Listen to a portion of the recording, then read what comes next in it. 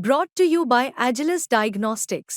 Health test की बात आती है तो मैं भरोसा करता हूँ India largest diagnostics company Agilus diagnostics. खुद को टेस्ट करते रहो।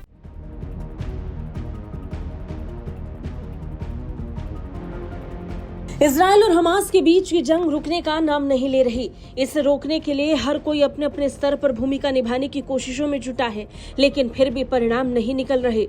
ये जंग अब भी जारी है। कतर और मिस्र जैसे देशों ने तो अब ये फैसला कर लिया है कि कहीं ना कहीं इस जंग को रोक पाने में वो असमर्थ हैं। लिहाजा उन्होंने मध्यस्थता करने से भी इनकार कर दिया है। इसमें सबसे बड़ा नाम कतर का था। कतर ने तो खुले तौर पर ऐलान कर दिया कि वो अब इस भूमिका में हिस्सा नहीं ले सकता। और फिर पूरी दुनिया में उस वक्त हड़कंप मच गया जब सऊदी और तुर्की ने इजराइल की भयंकर आलोचना की। मिडिल ईस्ट, खासकर कि इस्लामिक देशों में इसे लेकर गुस्सा है। इजराइल का नाम लेकर वो इजराइल द्वारा किए जा रहे हमलों की जमकर निंदा कर रहे थे, और इन सब में तुर्की सबसे आगे था। तुर्की ने तो ऐसा कदम उठा लिया जिसे आप भी सुनेंगे तो चौंक जाएंगे। दरअसल तुर्की के राष्ट्रपति रेसेप तैयप अर्दगान ने ये घोषणा कर दी है कि इजराइल के साथ वो सारे संबंध तोड़ रहे हैं। ये बयान उन्होंने सऊदी अरब और अजरबैजान के दौरे के बाद अपने विमान में पत्रकारों से बातचीत के दौरान दिया था। अर्दगान ने साफ शब्दों में कहा कि तुर्की गणराज्य की सरकार मेरे नेतृत्व में इजराइल के साथ किसी भी तरह का संबंध जारी नहीं रखेगी और हम अपने इस रुख पर दृढ़ रहेंगे।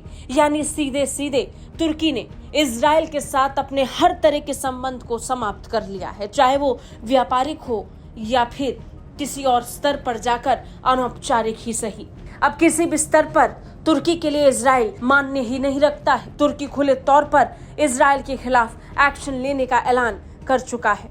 तुर्की ने मई में इजराइल पर व्यापारिक प्रतिबंध पहले ही लगा दिए थे, लेकिन अब भी तुर्की के राजनयिक मिशन तेल अवीव में खुले हैं और संचालित हो रहे हैं। पिछले साल ही तुर्की ने अपने राजदूत को वापस बुला लिया था, जबकि इजराइल ने सुरक्षा कारणों से अंकारा में अपने दूतावास खाली कर दिए थे। अर्दगान ने भी यही कहा कि तुर्की इजरायली प्रधानमंत्री बेंजामिन नेतन्याहू को गाजा में किए गए कृत्यों के लिए जवाबदेह ठहराने के लिए हर संभव कदम उठाएगा। तुर्की ने इस साल ही अंतर्राष्ट्रीय न्यायालय में इजराइल के खिलाफ चल रहे जनसंहार मामले में हस्तक्षेप किया। इजराइल पर हथियार प्रतिबंध की भी वकालत की। नवंबर में तुर्की ने संयुक्त राष्ट्र में इजराइल को हथियारों और गोला बारूद की आपूर्ति रोकने के लिए एक पहल शुरू की, जिसमें 52 देशों और 2 अंतर्राष्ट्रीय संगठनों ने समर्थन दिया। अर्दगान ने कहा कि उन्होंने इस पहल को संयुक्त राष्ट्र सुरक्षा परिषद के अध्यक्ष और महासचिव के समक्ष भी प्रस्तुत किया है। खुले तौर पर जब दुनिया 2 धड़ों में बटी हुई है, तब तुर्की के लिए इजराइल अब वो देश बन चुका है जिसके साथ वो कैसा भी संबंध रखना ठीक नहीं समझता। ब्यूरो रिपोर्ट, भारत तक।